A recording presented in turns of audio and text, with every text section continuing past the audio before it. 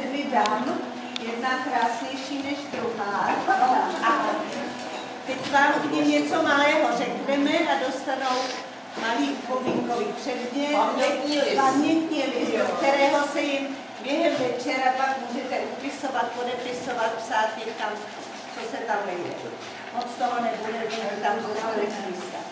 Takže, abyste věděli, Helenka Hlubučková, básnířka, která nezapomene na žádné svátky ani narozeniny, a kdysi v šedém dávnověku v roce 69 účastnit se soutěže o rytíře stezky, kterýho kdyby naši šéfové době neradili, tak by ho vyhrála, ale i tak dostala podporu za rytíře a teďka se na pár let odmlčela, takže po delší době ji tady zase vítáme na naší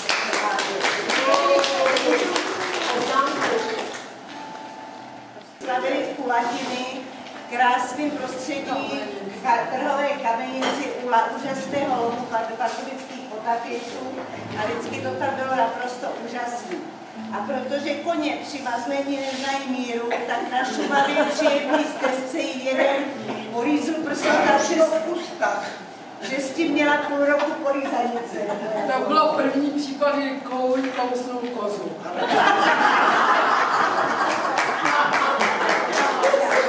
A já jsem říkala, že opravdu vlastně už mají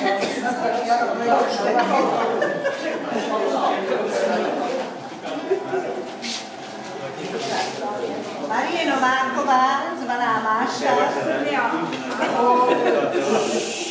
tichá členka jedničky, pamětnice polských rajdů a prvních stezek, milovnice lyží, obětavý tvor, který je vždy tvůrce u pomoci všeho druhu. Jinak majitelka 2 vnoučat, který jedno bylo chytřejší než druhý, ale ty 2 kluky, ty byly nezapomenutelné. Mikuláš a ten druhý, máte Máša.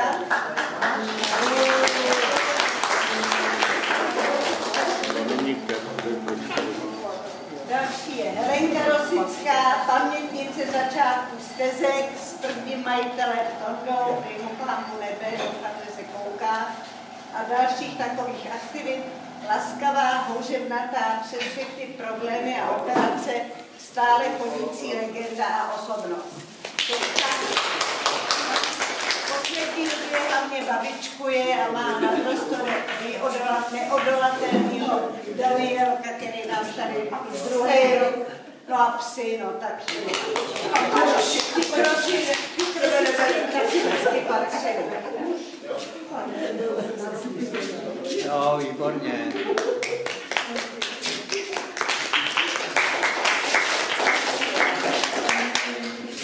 Ivanka Stulíková, veselá, zpívající a dříve i horlivě tančící, téměř zakládající členka jedničky, pamatuje spaní po hospodách, tělocvičnách i vydatné pěší tvůry. Celý život obětavě pečuje o obětavého dlouholetého šéfa trasy Pavla.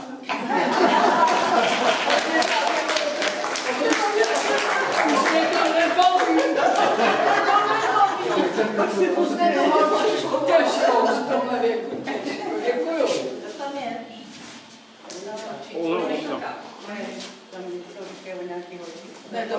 Lenka Veselská, matematička a veršotepka, která vede učitelský klan, s tím vždycky vymyslí děkovnou závěrečnou báseň či píseň.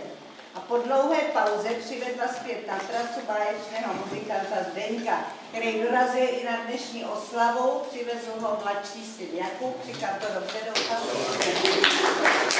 A možná je zase zpátky do svý postele, takže snad se dostane k tomu, aby nám zaspíval pár písniček. Říkám, ale někteří nelíbí, někteří se a teď jsou ty mladí? Teď jsou ty mladí, 70-tníci. Alenka Krejčová, pořád pozitivně naladěná, odpovídaná, tančící a juchající, až trochu diblí.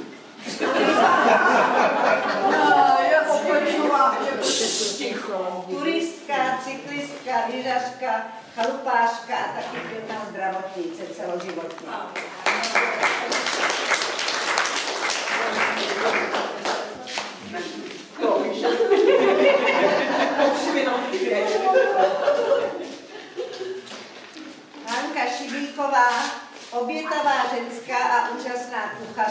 což se tady včera představila. To úžasný, kdo jste neochutnali, máte smůlu. S Devy si to ještě platí, ale když přišla poprvé, tak první problém byl s dýchací alergií na psy, protože měla spát v pokoji s nějakým čoklem, na kterého měla alergii, který to byl. Já si ji pamatuju na pasekách nad Jizerou a tam těch psů bylo minimálně 5. A díky Honzovi jsme ji poznali. Měla jsem tu původně už přes hodně roky, ale včera se pochlubila, že to je právě 25 let a že jsem zapadla, jak kdyby chodila od první stezky. Takže až tam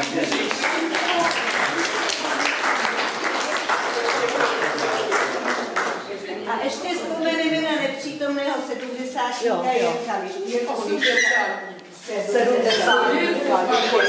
Jirka Lišku, který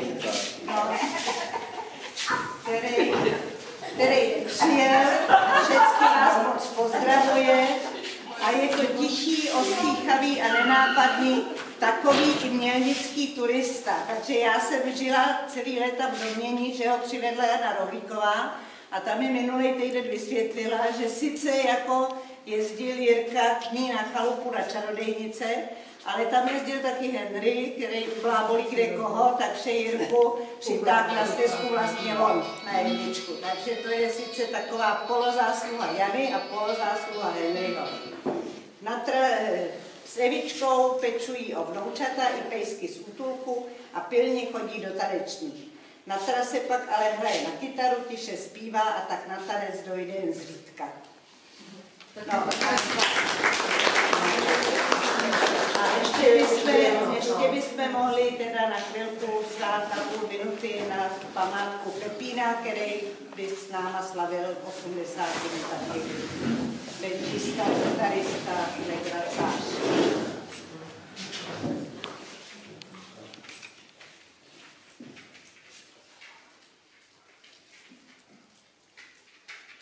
Děkuju moc krát, snad se tam taky veselý nahoře, už je tam dost, tak snad si zahrajou. Všichni víte, že největším problémem našeho státního rozpočtu jsou důchodci a důchody.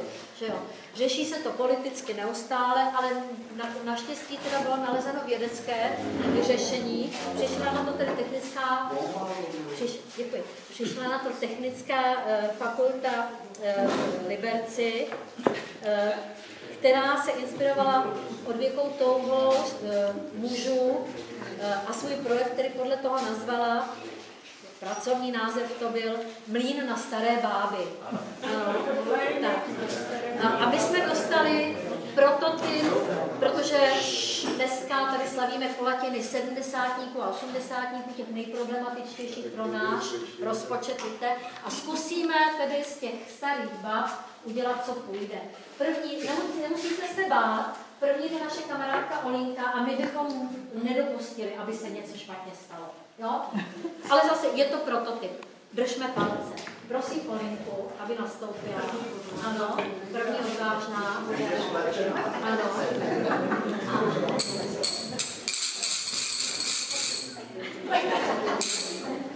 Ano. Já neznám teda všechny technické detaily tohoto projektu. Bylo nám to zapůjčeno na víkend. Nevím, jestli teda je to legální nebo není legální, ale když se to povede, určitě to bude mít velmi úspěch. Já se omlouvám. Málo melou. Tak,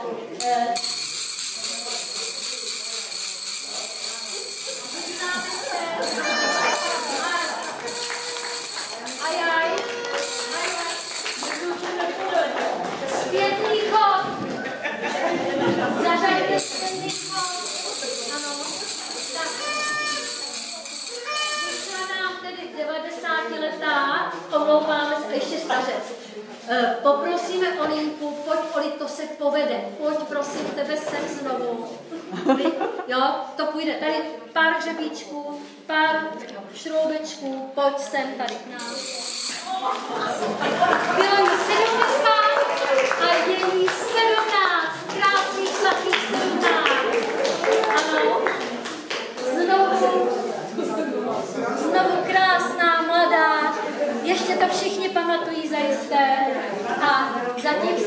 připravuje Máša, takže je vidět.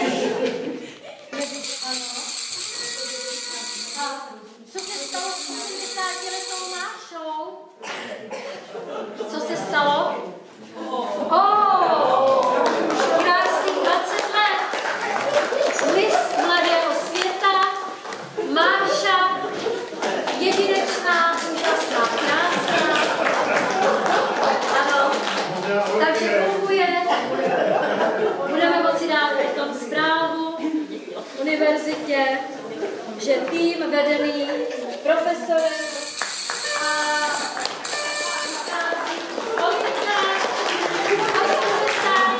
dnes 18 let.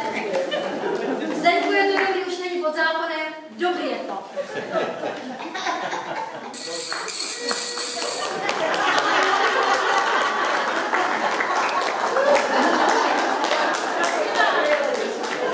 Kolejná vizická, 10 let, přidejte trošku, ano, tak, takže zase bude potřeba asi někde něco utáhnout. Háka 70, pardon, přichází tedy, také si zaslouží omladit, je to potřeba, jak jsme si říkali.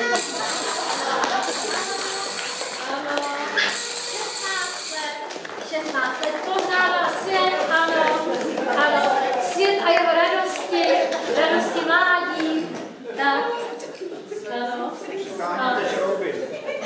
Máš tu knížku Holčičky na slovíčku. Ano, takže Beruška Helenka Hlubučková. Jsme na poli, nastaveno bylo na 20 a uvidíme. To jsou jenom holky, to bylo na 20. Holky. Tak.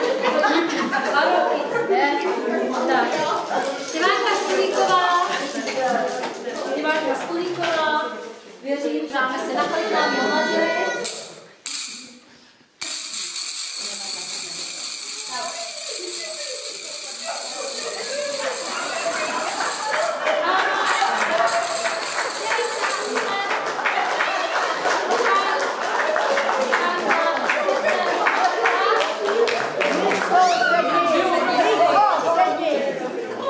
Máme to genderově vyvážené, žádný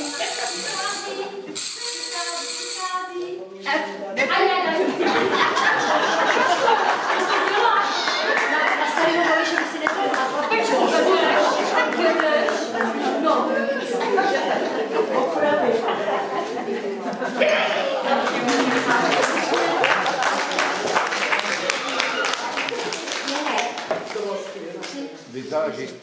Zde stojí ti nejmladší, s jasnou na dech svých, zrůžovělý, samá legrace, zítra zas můžou do práce. Zrůžovělý, samá legrace, zítra zas můžou do